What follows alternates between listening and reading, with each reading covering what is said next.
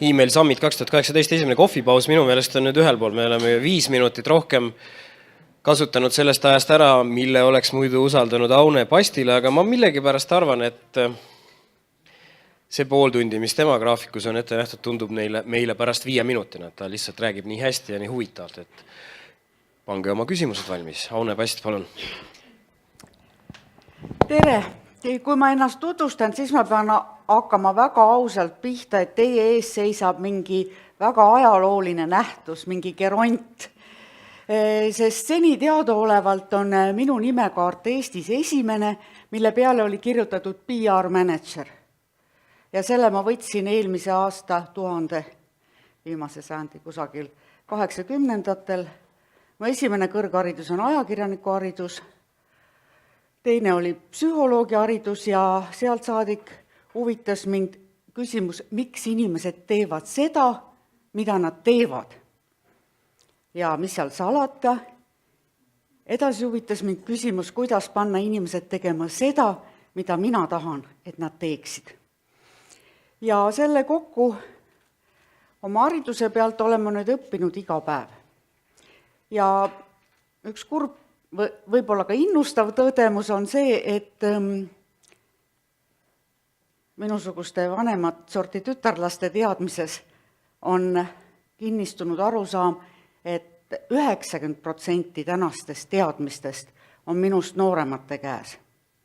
See tähendab, et suure tõenäosusega õpin mina täna teilt ja panen sellele juurde, mis siis jääb, on see elukogemus. Ehk ma pakun teile diili, et minu ainuke eesõigus on see, et ma siin ringi kõnnin, aga tegelikult teema, millest me hakkame mille kiiresti läbi närima, et selle teadmine on meil siin kõik. Ja ma olen nii vana loengupidaja, et mind siit ära ahistada on praktiliselt võimatu, kuna ma räägin asjast, mis mulle meeldib, seega tundke ennast vabalt. Rääkige vahel, esitage küsimusi, tooge oma näiteid, peaasi, et teie naabrid teid välja kannatavad. Kas jah? Jah. Ja mulle on väga meeldinud eelmised ettekanded. Ma tahaksin öelda, et ärge kurvastage, et turundus ei ole tähtis. Mõelge out of box see, millega te tegelete, see on kõige tähtsam. Võib-olla see asi ei ole turundus, võib-olla see, millega te iga päev tegelete, on hoopis kommunikatsioon, on loo loomine, storytelling. Ehk, ma ei paneks siia võib-olla, ja kui te näete ennast kui organisatsiooni loojat, siis teie koht on juhatuses, teie koht on pealiku paremal käel. Sellepärast, et üha rohkem muutuvad sõnad selleks, mis lükkavad suurema numbri teie kasumireale. Ja kui siin enne on räägitud, kuidas täpselt sihtida, siis mina katsun teile rääkida, et millega me sihime, mida me tahame, et inimesed teeksid, ehk kuidas panna inimesed tegema seda, mida sa tahad. Einstein on selgitanud küsimusele, et mis on see sinu relatiivsusteooria, on vastuseks rääkinud loo, et kui pikk on minut, see sõltub, kummal pool ust sa oled. Mis tähendus on meie sõnumil? See sõltub ka väga palju sellest, kummal pool sa oled. Kas sa oled sõnumi saatja või sõnumi saaja? Sest minu poole tunni kõige olulisem mõte on, et tähendus ei ole mitte sõnades, tähendus on inimestes. Ehk ma katsuksin leida olukorra, et teeme selle ukse lahti, teeme enda ja oma klientide vahele permanentse avatud uste päeva, ehk me ei räägi meie, nemad, me teeme nad oma inimesteks. Me katsume aru saada, mis tähenduse annavad meie kliendid, meie koostööpartnerid meie sõnumitele. Sest tõepoolest tähtis ei ole mitte see, mis sa ütlesid. Tähtis on see, mida inimesed arvavad, et sa ütlesid. Ja selline võimalus, et öelda, et kanakarja kaagutamine ei olnud mõeldud üldse solvamisena või peast rase või ilus see kinnine suu ilusate silmade all, selline võimalus ei ole teenindajal, ei ole müüjal, selline võimalus on ainult poliitikutel. Meie peame esimese korraga mõistma, mis toimub sõnumisaaja peas, kas ta teeb seda, mida me tahame, et ta teeks või ta solvub. Õige tihti, kui ma räägin mingist uuest kommunikatsiooni ideest või sõnumi mõõtmise viisist, siis öeldakse, et Eestis see ei tööta. Ma ei ole näinud mitte ühtegi asja, mis Eestis ei tööta. Kui te vaatate meie haridustaset, kui te vaatate, kuidas eestlane on põlvede kaupa osanud mitte millestki midagi teha ja kui loov on Eesti inimene, siis ärge laske kellelgi endale öelda, Eestis see ei tööta, vaid küsige, mida sa oled teinud selleks, et see Eestis töötaks. Sest Eestisse sündimine või Eestis töötamine, eestlane olemine või siis Eestimaal olemine, see ei ole mingi puue. See pigem on eelis. Ja tõepoolest, et oluline ei ole mitte see, mis sa ütlesid, vaid see, mida teised arvavad, et sa ütlesid. Kuidas me seda teada saame? Kuidas me saame teada, mida inimesed mõtlevad meie sõnumist? Meil majapidamises on teismelised ja kui ma ütlen neile, et vaadake, et te siis väga hilja peale välja ei jää, siis hommikul, kui juhtub 6:30, kuulen trepi peal samme, siis nad vaatavad mul otsa ja ütlevad, et veel ei ole hilja, isa alles magab. Ehk mis on efektiivne kommunikatsioon, et miks me üldse teeme oma sõnumeid? Ja kas nad on edukad? Nad on edukad siis, kui me saame, mida me soovisime. Ja tõepoolest, kui ma vaatan firma juhi poole pealt, siis ilmselt see tuleb ka haridusest, et me õpetame kommunikatsiooni inimesi olema sõnaliselt osavad ja loovad, siis juhtub see, et igiägedad plaanid on. Näiteks ühel minu kliendil oli mõte, et ma pean kasutama poliitilist ebakorrektset sõna, et toome ööklubi või selle klubi ukse ette 2 neegrit, paneme neile punased kuued selga ja siis punase vaiba ja siis ehitame sinna palmid ja see kõik oleks maksnud mingi 800 000 või midagi niukest. Vau, kõlab ilusasti siin lume sees niimoodi ja siis ma küsin, et aga millal see tagasi toob? Siis vaatab see kõrgelt haritud, sõnaliselt osav kommunikatsiooni inimene mulle otsa ütleb, et aga kas peab? Mina jälle firmajuhina hoian 10 küünega oma rahakotist kinni, et me oleme kommunikatsiooni inimestena siis edukamad, kui me mõtleme ägedaid asju ja me oskame arvutada, kuidas meie sõna suurendab numbrit meie kliendi või meie firma kasumireal.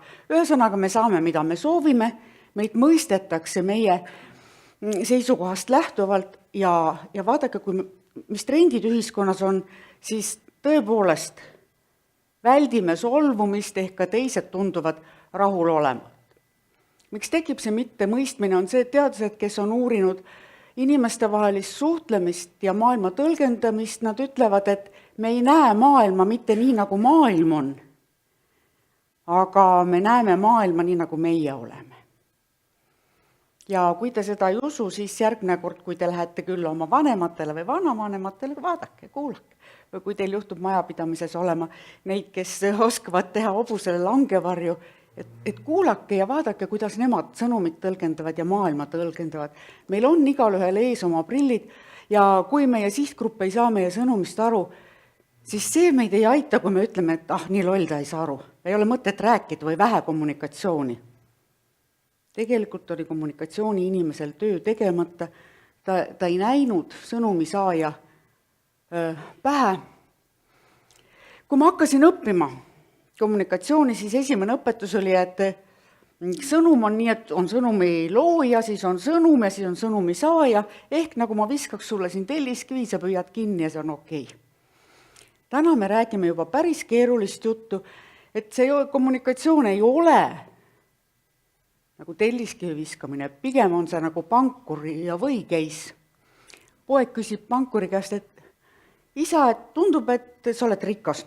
Muidugi poja. Aga kuidas sa oled rikas? Inimesed toovad sinu kätte oma raha ja pärast võtavad oma raha välja. Isa ütleb, vaata poja, kui sa võtad soojas toas oma soojade kätega tüki võid ja annad seda teisele, siis jääb midagi ka käte külge. Vaat kommunikatsioon on pigem selline, aga ka see või muutub, ka see temperatuur muutub ja samas, kui tuleb keegi ja laseb jupi külma õhku, siis võib meile käte külge hoopis vähemat jääda. Ehk nüüd ma viin teid väga sügavale kommunikatsiooniteooriasse, aga võib-olla selle pisikese teooria lõigu mõistmine aitab teil näha, kuhu läheb teie sõnumi mõte. Et tegelikult juba sõnumit luues me kasutame oma loovust, me kasutame oma prille, ehk me tõlgendame seda, mida me näeme. Siis läheb me teeme sõnumi, mis on juba sotsiaalne toode, mis ei ole kindlasti mitte maailma peegeldus, maailma koopia. See on looming. Siis me lükkame ta kanalisse. Ja kui me paneme ta Instagrami, siis meie kliendid näevad või tajuvad teda ühtemoodi. Või saadame Twitteris, et värsked moonisaiad on valmis. Klient tuleb, aga kui sa tahaks nagu midagi pikemalt sinna panna, siis ilmselt klient seda ei märka. Või sa paned oma makstud teksti Õhtulehte näiteks. See on hoopis teine. Kanal annab täna sinu sõnumile väga olulise tähenduse. Ja siis on see vaene sõnum on keset müra. Vaadake, mõni hetk tagasi, kui me oleksime lugenud või kuulnud kanakarja kaagutamine, siis see oleks olnud üks lihtsalt mingi põllumajanduslik ja meile enamikule absoluutselt mitte tähenduslik sõnaväljend. Aga täna, kui keegi meist tahaks kasutada neid kahte sõna, siis peaks hoolega mõtlema, mida ma tahan sellega tegelikult öelda. Või niisugune täiesti neutraalne asi nagu külmkapp, mis nurgas sumiseb. Lihtsalt tule siia.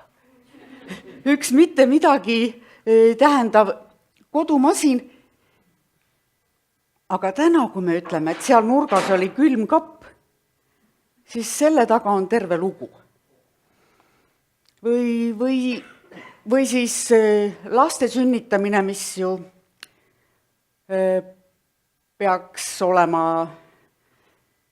mulle tundub küll, aga muidugi ma olen ka vanamoodne naine, peaks olema pere jaoks väga meeldiv, aga riigi jaoks eluliselt oluline, et kas me täna ütleme selle kohta, et see on looduskahjulik tegu. Et me mõtleme, kus meie sõnum on. Ja kui te nüüd mõtlete edasi, et siis ärge mõelge, et ma nüüd olen seemneid söönud ilma mütsita, et selles kommunikatsiooni kahe inimese dialoogis on ju samal ajal kohal 6 tegelast. Kõigepealt minu ettekujutus iseendast ehk eneseimago. Siis minu ettekujutus teisest, kes mind kuulab, kes ta on. Siis on siin ka vaikimisi arusaamine, kelleks see teine mind peab, kas ma olen usaldusväärne või kas ma olen tark. Ja siis on selle teise inimese eneseimago. Teise inimese arusaamine situatsioonist ja keeruline on see, et me kunagi ei tea, missugused nendest persoonadest parasjagu mängus on. Ja kui me sõnum on jõudnud nüüd teise saajani, on see siis klient, on see siis valija, ja tundub, et ta läbis kõik need karid väga kenasti, siis tegelikult vaikimisi, ehk meil on kogu aeg aktiivne on meie kiire mõtlemine. Ja see kiire mõtlemine, sellel tasandil inimene vaatab kas teist inimest või sõnumi saatjat või kanalit, et kas ma usaldan ja kas ma respekteerin, mis seal vahet on. Kui teil on vaja kedagi veenda, kui teil on vaja midagi müüa, kui te tahate kandideerida mingile töökohale, siis mida me teeme? Me oleme mõelnud läbi, see on meile tohutult oluline, ja siis me asume veenma ratsionaalselt, kui tähtsad ja ägedad me oleme. Mina olen teinud seda aastakümnete kaupa, et ma olen parem rääkimises kui tegemises. Ikka ma astun sellesse ämbrisse, räägin Bourdieu'st, räägin Foucault'st, räägin mingist klasteranalüüsist ja siis ma näen, et see teine pool niimoodi kuulab ja pärast on mulle auhinnaks soe käepigistuse jalgsimat knarva, aga lepingut ma ei saa. Mis see on? See teine pool esimese asjana hindab, kas ma olen usaldusväärne. See tähendab, kas ma vaatan talle silma, kas ma naeratan, kas ma võtan maha selle kuklas oleva ürginimliku hirmu, et ma ei ole ohtlik. Aga mulle tundub küll, et kui ma elavalt räägin oma tohututest teadmistest, siis see tundub inimesele, et hoidke eemale, see on tõesti jube ohtlik. Et pidage meeles, kas teie sõnum tekitab usaldust. Kas ta tekitab sellist turvatunnet, et kas seal on sees selline naer, käepigistus või mis iganes, mis teie sihtgrupi jaoks täna samastub usaldusega. Miks see nii on, et meie vaene sõnum peab läbima hulga karisid ja siis, kui ta on saajani jõudnud, siis ikka mõistetakse seda sõnumit erineval viisil. Sest meie ja sõnumi vahel on kiire mõtlemise tasandil veel hulk tööriistu, hulk viise, kus sõnumit mõistetakse enne, kui me ise üldse teadlikult kohale tuleme, ehk on ise täituvad ennustused. Bourdieu ütleks selle kohta kõigepealt nimetame, siis näeme. No ikka ei saanud Bourdieu'st mööda. Aga üldiselt me ennustame ette ja siis me seda näeme. Me lihtsalt muud ei näegi. Kui on informatsioon, mida võib tõlgendada väga mitmel viisil, siis normaalne inimene tõlgendab seda endale kasulikul viisil. Ja üldiselt ega me ei taha lasta tekkida kognitiivsel dissonantsil, me ei taha väga pikalt arutleda, me võtame asju puhta kullana. Ja siin on see, et mida me esimesena kuuleme. See on eriti oluline meediaskandaalide puhul. Seda tikuvad inimesed võtma puhta kullana. Kui ma nüüd küsiks teie käest, mis te arvate? Kes on osavamad kõrvalsuhetes, kas poliitikud või arstid? Mis te arvate? Sa ei tea, mis on kõrvalsuhe? Tubli poiss! Ma ütleks, et kuidas nüüd ütelda niimoodi viisakalt? Mis te arvate, kes on osavamad läbi viima kehalist lähedust partneriga viisil, et sellest ei saaks mitte keegi peale partneri ja enda teada? Arstid? Vaat mina ei tea. Küll aga ma tean seda, et selle küsimuse peale on 80% juhtudele öeldud poliitikud, sest see info on meil ju teada. Meedias arstil on suhe, keda see huvitab. Normaalsetel inimestel on ikka normaalsed soovid. Aga kui see on meedias, siis see enam ei ole nende inimeste vaheline asjaks ole, siis see muutub trendiks, meeleoluks, infoks, mis mõjutab ka meie sõnumit ühiskonnas.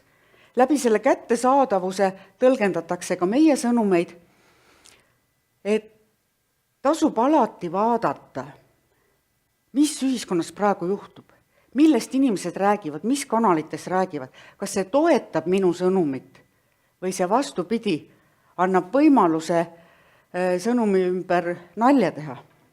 Ja see on ka, iga normaalne inimene vaatab, kus on fun ja iga normaalne inimene tahab kusagile kuuluda. Ja vaadake, see, millest ma räägin, on juba see, kui e-mail on lahti võetud. Ja loomulikult, et me tõlgendame sõnumeid läbi mineviku kogemuse. Me suhtume oma oletustesse nagu faktidesse ja mis on nüüd tõsine, on see, et meid mõjutab kinnituskalle. Ehk ma ju ütlesin, me tahame seda infot, mis ütleb meile, et me oleme õiged. Igal ühele meeldib endast lugu pidada ja mina ju ei eksi. Ja sellepärast meid mõjutabki see kinnituskalle, et me näeme asju, mida me oleme harjunud nägema. Muuseas, see on väga meeldiv loengukaaslane aga ma olen esinenud 30 naisele ja 1 mehele. Mees oli noor ja ilus. Aga teate, tal oli imearmas kutsikas kaasas. Ja 1,5 tundi ma võitlesin noormehe ja kutsika selle imagoga ja ma ei julge öelda, kes meist peale jäi. Aga see oli üks loeng, kust ma olen saanud edaspidiseks kõige rohkem kliente. Ja ma ise mõtlen, et mitte mina ei olnud sama ilus kui kutsikas, aga lihtsalt auditoorium oli kohal, kuna oli vähemalt 3 asja, mida vaadata. Ja mis on veel kurb asi, on see, et me oleme oma infomullis. Et tavaliselt, kui ma räägin kommunikatsioonist Facebooki teel, siis mõned aastad tagasi oli Facebook imeline koht, kus teha sisuturundust. Aga täna mulle tundub, et Facebookis on ainult väga vanad naised oma emadega. Aga siis hakkasin ma mõtlema, et aga äkki seal ei ole tõesti ainult väga vanad naised oma emadega. Äkki lihtsalt mina olen vana naine ja siis mulle seda infomulli antaksegi, et võtta niisugune kudumine ja ma ei tea, kokandus ja siis mingid ringid ja siis mingid niisugused, et võib-olla teen mina praegu Facebookile liiga ja võib-olla seal tõesti kusagil on veel selliseid asjalikke ja nooremaid inimesi. Siis ma kontrollisin seda. Ütlesin oma noorele sugulasele, et mulle väga meeldib, mis sa Facebooki oled pannud, seda vaatas. Ütlesin, no kuule, Facebookis on nüüd sinusugused vana inimesed.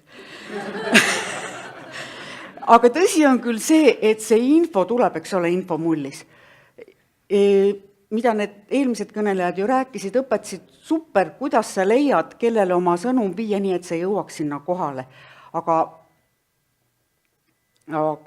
tegelikult peaks mõtlema ka seda, et mis seal veel on, mis veel selle minu sõnumiga kõrvuti tulevad. Näiteks, kui me räägime e-turundusest või e-mailidest, siis tasuks ka mõelda selle peale, missugune on e-maili sõnumite kuvand ühiskonnas, milline see, kui suur, kuidas inimene sellesse suhtub ja miks nii suhtub.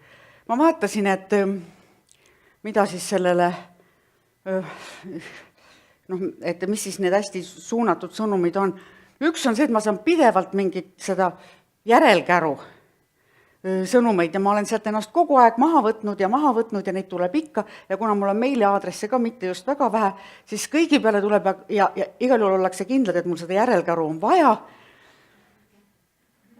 Ma olen nii aastakümneid kabrioleti inimene, et ma isegi ausalt ei tea, et mis asi on järelkäru. Ei. Ja siis teine asi on, mille kohta ma pean küll ütlema, et ma tean seda, aga pakutakse pikendust. Ja ma mõtlen seda, et pikendust asjale, mida mul ei ole ja mis ei kasva ka. Ja aga ma arvan, et võib-olla on siis viga selles, et nimi Aune võib olla siis selle tarkvara jaoks näiteks meessoost. Igal juhul enamik vaimsest tööst, mis valmistab ette mulleid, intuitsioone, otsustusi, toimib alateadlikult, toimib kiire mõtlemise tasemel. Ja kui ma nüüd ütlen, et minu mõte oli teile rääkida, vaatame, mis toimib inimese peas, mis toimib teie sõnumi saaja peas ja kuidas panna ta tegema asju, mida me tahame, et ta teeks, siis oleks hästi lihtne, et küsime, mis ta arvab. Et kui teil pole oma rahaga mitte midagi muud teha, siis annetage see kusagile. Sest ükskõik, kui ma nüüd küsiksin kellegi teie käest näiteks, et mida te arvate e-mail summitist? No kes see siis tuleks ütlema, esiteks ma ei tea, kus ma olen või mis see üldse on või et mis sellest kasu on. Me kõik vastame otse esitatud küsimustele A. Kas valetades sellepärast, et me ei tea vastust, aga vastamata ei taha jätta, või B. Valetades sellepärast, et me tahame olla ilusamad, targemad, sõbralikumad ja paremad, või C. Valetades sellepärast, et küsija meile meeldib. Ja mul on olnud see suur õnn. Akadeemilises elus sain uurida kirbusilma liigutaja lihast, ehk sain uurida, mis toimub inimese peas vastuseks märgile. Ja see märk oli tollel ajal Euroopa Liit, 2001 vist oli esimene kord, kui ma proovisin imagomeetriga uurida, mõõta alateadlikke vastuseid. Alateadlikke vastuseid stiimulile ja tollel hetkel oli stiimuliks Euroopa Liit. Ja siis, kui see asi sai valmis ja see mõõtis, siis kulus veel tükk aega arusaamiseks, mis sai valmis, kuidas sellest päriselus kasu on ja kuidas sellest tekitada raha. Et seda pilti, mis meie peas on, mis ütleb meile kiiresti, mis miski on, ma nimetangi kuvandiks, nimetan imagoks, soome keeles on see hästi ilus sõna mielikuva. Siin võiks tõmmata paralleele ka kiire mõtlemisega, aga meil on peas ettekujutused, kui ma ütleks Tartu, ilmselt oleks vastuseks see väike kausikujuline Kaluriküla. Ma olen võrrelnud hästi palju Eesti linnu. Tallinna puhul tuleb alati see esimene reaktsioon kiire, terav, kaasaegne. See pilt, mis meie peas on, see imago, see ei ole tegelikkus. Aga me peame seda subjektiivseks tõeks. Kui nüüd keegi küsiks, mis on e-maili turundus, ma vastaksin väga viisakalt, väga diplomaatiliselt, aga kui antaks mulle teha see test, siis tuleks see vastus kindlasti teistsugune. Et kuidas püüda tõlgendada ja mõjutada seda pilti, seda mielikuva, seda kuvandit, imagot inimese peas, mis ütleb kiiresti talle, mis miski on. Oskud aegade hämarusest on öelnud, et omadus näiteks omast võõraks, meeldivast ebameeldivaks, et me võime seda muutumist kajastada skaalana, mida me saame siis jaotada, millega me saame mõõta. Ja kui me midagi saame mõõta, siis me saame seda ka statistiliselt analüüsida. Et siin ongi üks, ma olen seda jaganud, seda imagomeetri skaalasid hästi palju. Seda kasutavad väga paljud inimesed, aga siis võetakse keskmine. Et see ei ole nüüd küll niisugune töövahend, kus sa saad võtta keskmine. Nii nagu Eesti peredes on vist keskmine 2,4 lasta, mul ei ole ühtegi tuttavat, kellel oleks 0,4 last. Neid võib-olla nimetatakse embrüoks alles. Et siin on tarvis terve hulk statistilise andmetöötluse vahendeid, kuidas panna mõõdetud arvud meile rääkima. Ja ma olen täna seda meelt, et kommunikatsiooni inimesele või oled sa siis suhtekorraldaja, turundaja, reklaami inimene, et sellest jääb väheks, kui me analüüsime sihtgruppe soo või rahvuse või vanuse põhjal. Ma arvan, et erinevas vanuses lumelaudurid tõlgendavad maailma suhteliselt sarnasemalt kui kaks samas vanuses, näiteks lumelaudurit ja klassikalise muusika viiuldajat. Et oluliseks on muutunud tõlgendav kogukond. Et meil jääb sellest väheks, kui me teame sotstemmi. Me peaksime teadma, kuidas see grupp millelegi tähenduse annab. Ja siis loomulikult me saame sotstemmiga kätte selle, et kes sinna võiksid kuuluda sellesse tõlgendavasse gruppi. Ja et jõuda nüüd lõpuni enam-vähem ajas, see on üks Eesti riigiasutus, kelle kuvandit ma mõõtsin siis avalikkuses ja küsimus oli, et kas see riigiasutus saab oma ülesannetega hakkama või ei saa ja need, kes ütlesid, et saavad hakkama ja need, kes ütlesid, et ei saa, nende teadvuses see pilt sellest riigiasutusest erines väga palju ja kõige olulisemad erinevused olid kiire, aeglane, avatud, suletud ja jõuline, jõuetu. Need, kes arvasid, et riigiasutus ei saa oma ülesannetega hakkama, nägid, et see on aeglane, suletud ja jõuetu struktuur puuk töörahva ihu peal. Oluline on ka see, et ei olnud väga oluliselt mõjutatud, hinnang hakkama saamisele ei olnud mõjutatud isiklikust kontaktist. Hinnang hakkama saamisele haakus ka oluliste teiste ja meedia arvamusega. Ja kui kui me saame neid skeeme mõõta, et siis me saame astuda lähemale oma valijatele või tarbijatele ja saame astuda ette oma konkurentidest, sest inimene käitub ratsionaalselt ainult siis, kui kõik muud omadused on ammendatud. Ma proovisin oma neid skaalasid vastavalt kliendi rahakotile, ma kasutan kas 9 või 16, tegin faktoranalüüsi ja see on nüüd kõige sagedasem skaalade jaotus eesti keeles.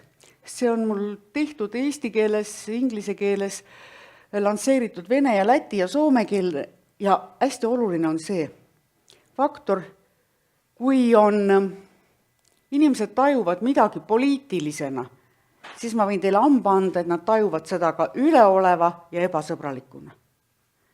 Vähemalt minu uuringutes ei ole mitte ühte case'i, kus ma võiksin öelda, et poliitiline läheks nende sõnadega kokku.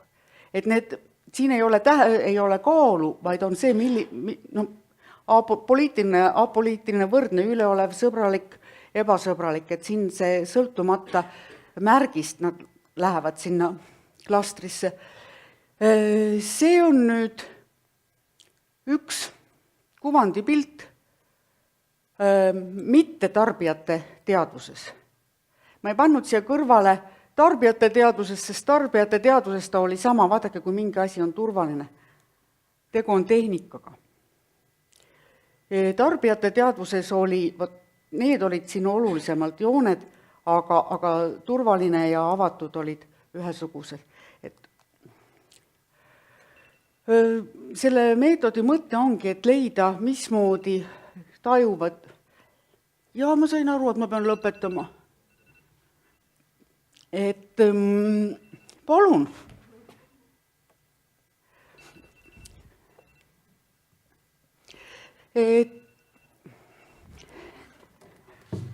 Viskada palun välja.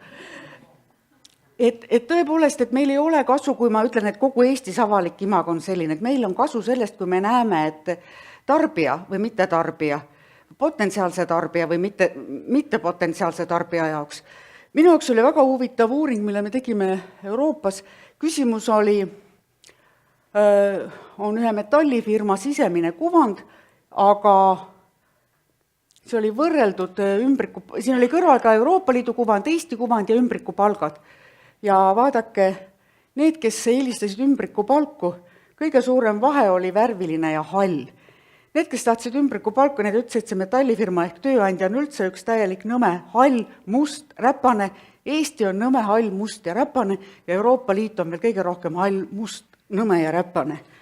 Siin oli hea, sest see firma just kolis uutesse tingimustesse, me tegime seal tohutu sisekujunduse ja me rõhutasime sõnumis just seda, et ta on värviline, läbipaistev.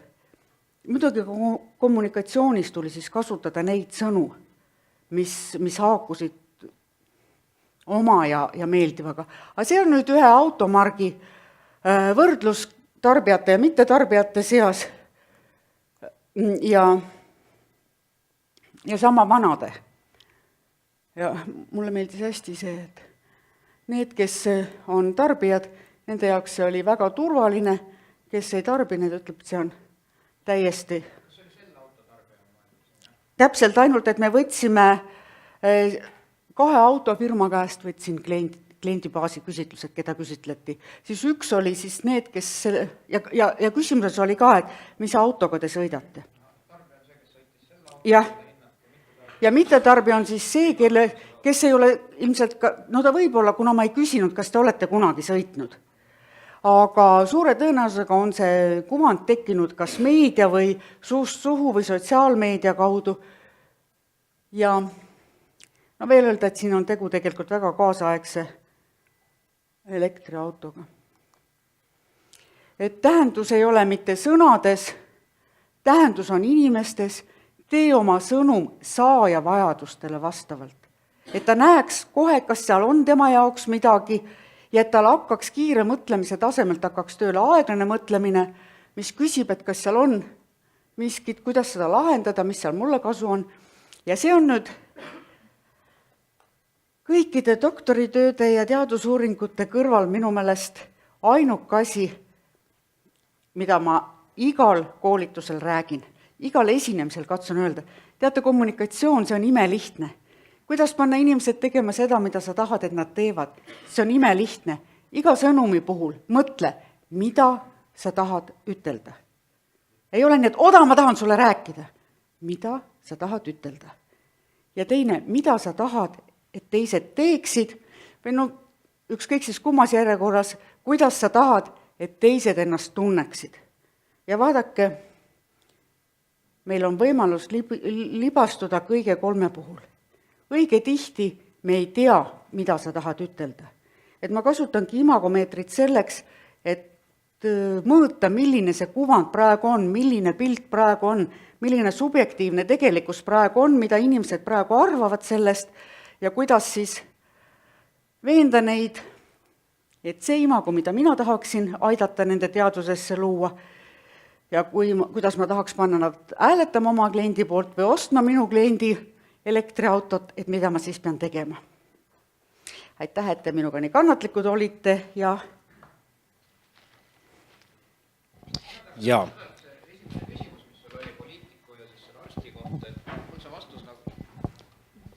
Ma võin siia sisse ka rääkida. Ma küll ei ole harjunud kasutama seda, aga ma harjutan. Ja et see, minu vastus peas muutus hästi kiiresti, kui sa formuleerisid küsimuse ringi. Et esimene vastus oli muidugi poliitika, et ilmselgelt nad on osavamad kõigest selles, aga kui sa selle nüüd sõnastasid teistsuguseks, siis oli kohe vastus arst, sest see oskab suu pidada. Ehk, mis ma ütlesin, tähendus ei ole mitte sõnades, tähendus on inimestes. Ja absoluutselt. Aune Past, ma annaks ühe kingituse ka. Eestlane olla on uhke ja hää, palun. Aitäh! Varsti me saame nende ehete saladuse ka teada.